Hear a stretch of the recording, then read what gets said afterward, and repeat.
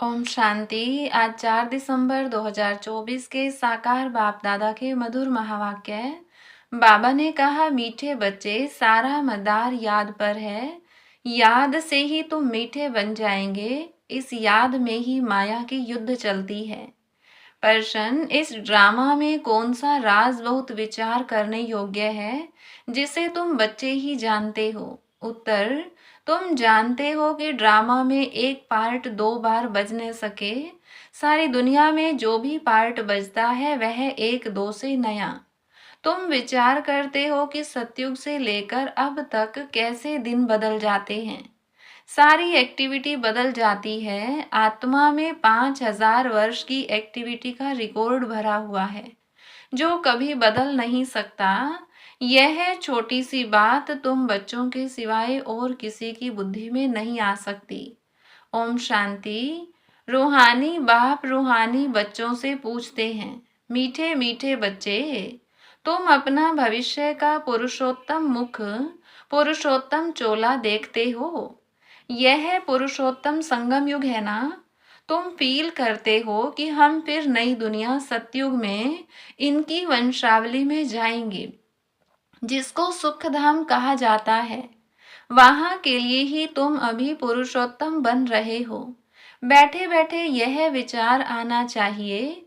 Student जब पढ़ते हैं तो उनकी बुद्धि में यह जरूर रहता है, कल हम यह बनेंगे। वैसे तुम भी जब यहाँ बैठते हो तो भी जानते हो कि हम विष्णु की डिनाइस्टी में जाएंगे।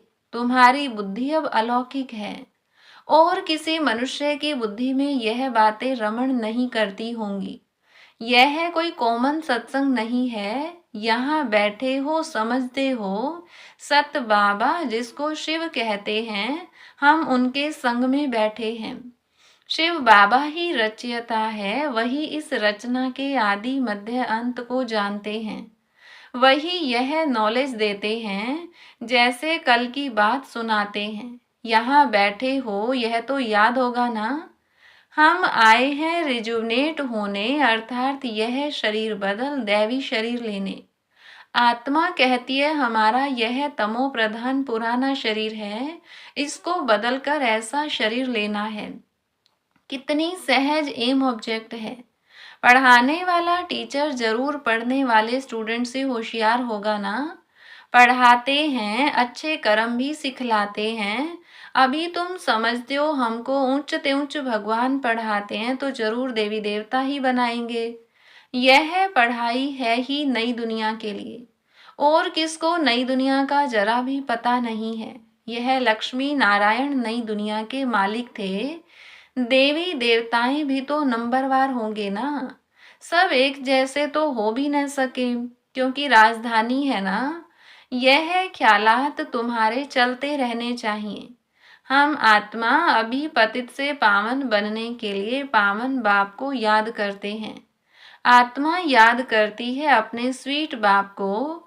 बाप खुद कहते हैं तुम मुझे याद करेंगे तो पावन सतो प्रधान बन जाएंगे। सारा मदार याद की यात्रा पर है। बाप जरूर पूछेंगे, बच्चे मुझे कितना समय याद करते हो? याद की यात्रा में ही माया की युद्ध चलती है। तुम युद्ध भी समझते हो। यह यात्रा नहीं परंतु जैसे कि लड़ाई है। इसमें ही बहुत खबरदार रहना है। नॉलेज में माया के तूफान आदि की बात नहीं। बच्चे कहते भी हैं, बाबा हम आपको याद करते हैं परंतु माया का एक ही तूफान नीचे गिरा देता है।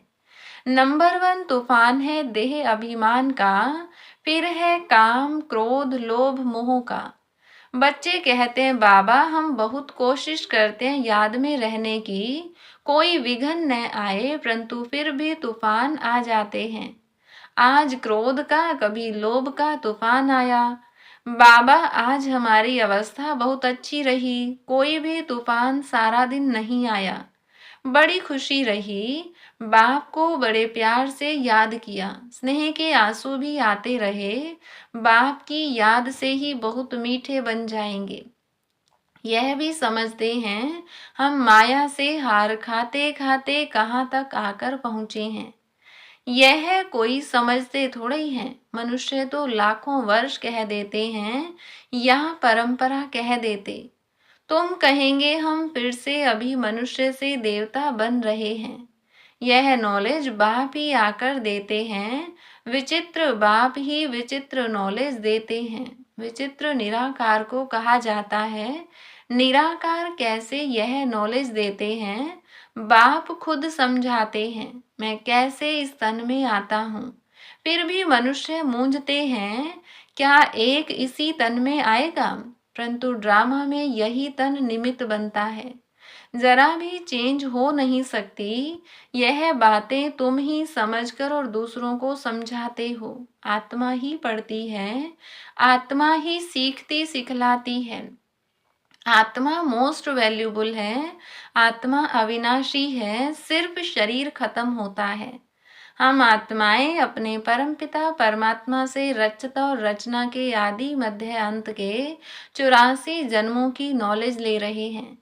नॉलेज कौन लेते हैं? हम आत्मा। तुम आत्मा ने ही नॉलेजफुल बाप से मूल वतन सूक्ष्म वतन को जाना है। मनुष्यों को पता ही नहीं है कि हमें अपने को आत्मा समझना है। मनुष्य तो अपने को शरीर समझ उल्टे लटक पड़े हैं। गायन है आत्मा सत्य चित्त आनंद स्वरूप है। परमात्मा की सबसे जास्ती महिमा है। एक बाप की कितनी महिमा है, वही दुख हरता सुख करता है।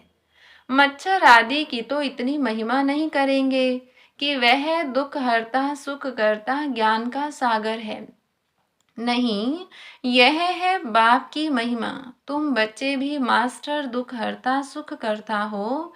तुम बच्चों को भी यह नॉलेज नहीं थी।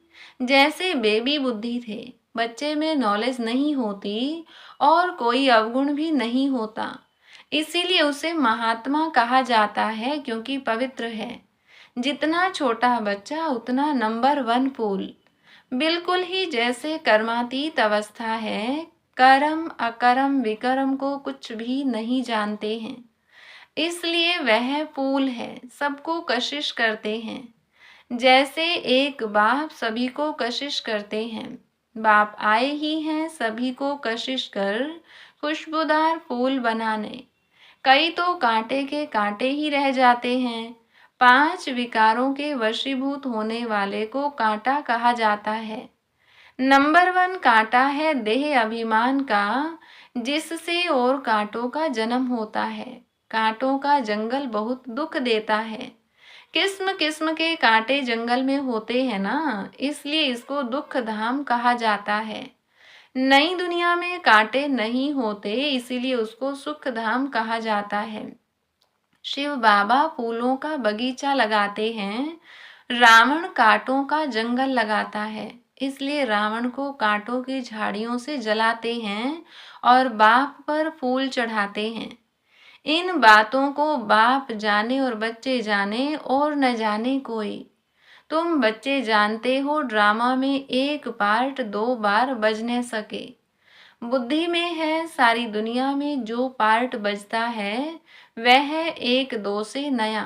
तुम विचार करो, सतयुग से लेकर अब तक कैसे दिन बदल जाता है। सारी एक्टिविटी ही बदल जाती है। 5000 वर्ष की एक्टिविटी का रिकॉर्ड आत्मा में भरा हुआ है।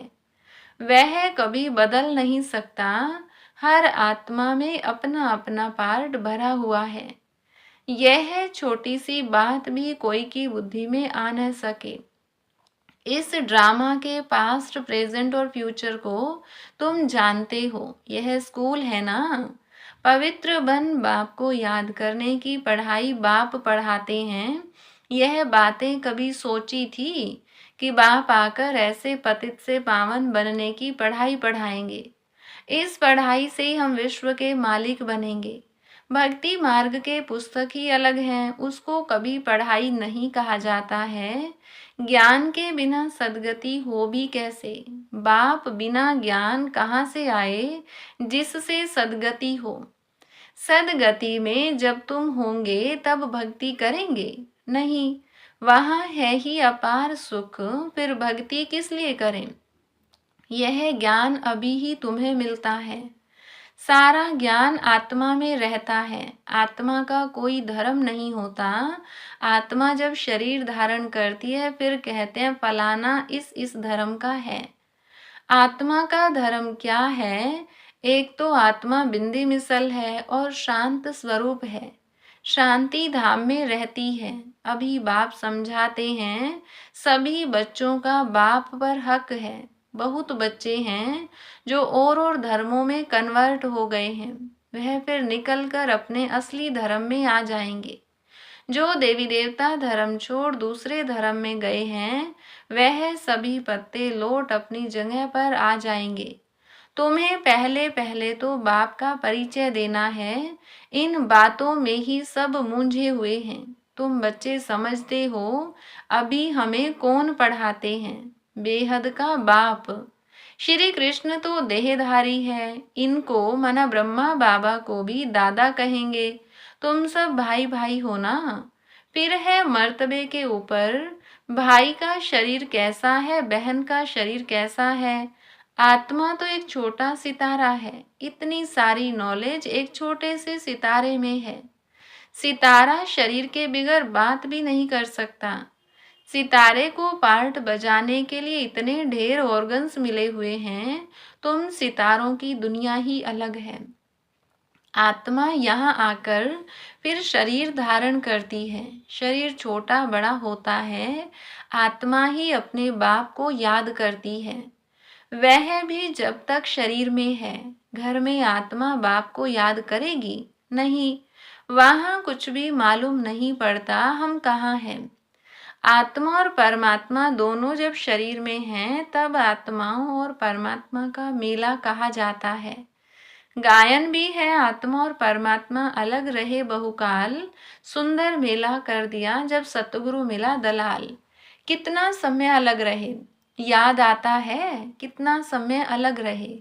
सेकंड सेकंड पास होते 5000 वर्ष बीत गए। फिर 1 नंबर से शुरू करना है, एक्यूरेट हिसाब है। अभी तुमसे कोई पूछे इसने कब जन्म लिया था तो तुम एक्यूरेट बता सकते हो। श्री कृष्ण ही पहले नंबर में जन्म लेता है। शिव का तो कुछ भी मिनट सेकंड नहीं निकाल सकते। श्री कृष्ण के लिए तिथि तारीख मिनट सेकंड निकाल सकते हो। मनुष्यों की घड़ी में फर्क पड़ सकता है, शिव बाबा के अवतरण में तो बिल्कुल फर्क नहीं पड़ सकता। पता ही नहीं पड़ता कब आया। ऐसे भी नहीं साक्षात्कार हुआ तब आया, नहीं। अंदाज लगा सकते हैं, मिनट सेकंड का हिसाब नहीं बता सकते।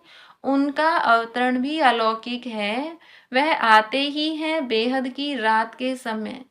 बाकी और भी जो अवतरण आदि होते हैं उनका पता पड़ता है। आत्मा शरीर में प्रवेश करती है, छोटा चोला पहनती है, फिर धीरे धीरे बड़ा होता है। शरीर के साथ आत्मा बाहर आती है। इन सभी बातों को विचार सागर मंथन कर फिर औरों को समझाना होता है। कितने ढेर मनुष्य हैं, एक न मिले दूसरे से। कितना बड़ा मांडवा है, जैसे बड़ा हॉल है जिसमें बेहद का नाटक चलता है। तुम बच्चे यहाँ आते हो नर से नारायण बनने के लिए। बाप जो नई सृष्टि रचते हैं उसमें उच्च पद लेने के लिए। बाकी यह जो पुरानी दुनिया है वह तो विनाश होनी है। बाबा द्वारा नई दुनिया की स्थापना हो रही है। बाबा को फिर पालना भी करनी है। जरूर जब यह शरीर छोड़े तब फिर सतयुग में नया शरीर लेकर पालना करें। उसके पहले इस पुरानी दुनिया का विनाश भी होना है। बम्बोर को आग लगेगी, पीछे यह भारत ही रहेगा, बाकी तो खल्लास हो जाएंगे। भारत में भी थोड़े बचेंगे। तुम अब मेहनत कर रहे हो कि विनाश के बाद फिर सजाएं न खाएं। अगर विक्रम विनाश नहीं होंगे तो सजाएं भी खाएंगे और पद भी नहीं मिलेगा। तुमसे जब कोई पूछते हैं तुम किसके पास जाते हो तो बोलो शिव बाबा के पास जो ब्रह्मा के तन में आया हुआ है। यह ब्रह्मा कोई शिव नहीं है। जितना बाप को जानेंगे तो बाप के साथ प्यार भी रहेगा। बाबा कहते हैं बच्चे तुम और कोई को प्यार नहीं करो और संग प्यार तोड़ एक संग जोड़ो। जैसे आशिक माशुक होते हैं ना, यह भी ऐसे हैं। 108 सच्चे आशिक बनते हैं, उसमें भी 8 सच्चे सच्चे बनते हैं। 8 की भी माला होती है ना। 9 रतन गाए हुए हैं, 8 दाने नोमा बाबा। मुख्य हैं 8 देवताएं, फिर 16,108 शहजादे शहजादियों का कुटुंब बनता है त्रेता अंत तक। बाबा तो हथेली पर बहिश्त दिखलाते हैं ना। तुम बच्चों को नशा है कि हम तो सृष्टि के मालिक बनते हैं। बाबा से ऐसा सौदा करना है, कहते हैं कोई विरला व्यापारी यह सौदा करे, ऐसे कोई व्यापारी थोड़े ही हैं। तो बच्चे ऐसे उमंग में रहो, हम जाते हैं बाबा के पास। ऊपर वाला बाबा, दुनिया को मालूम नहीं है, वो कहेंगे कि वह तो अंत में आता है। अब वही कलयुग का अंत है, वही गीता महाभारत का समय है, वही यादव जो मूसल निकाल रहे हैं, वही कौरवों का राज्य है, और वही तुम पांडव खड़े हो। तुम बच्चे अभी घर बैठे अपनी कमाई कर रहे हो। भगवान घर बैठे आया हुआ है, इसलिए बाबा कहते हैं कि अपनी कमाई कर लो। यही हीरे जैसा जन्म अमोलक गाया हुआ है, अब इसको कोड़ी बदले खोना नहीं है। अब तुम इस सारी दुनिया को राम राज्य बनाते हो, तुमको शिव से शक्ति मिल रही है। बाकी आजकल कईयों की अकाले मृत्यु भी हो जाती है।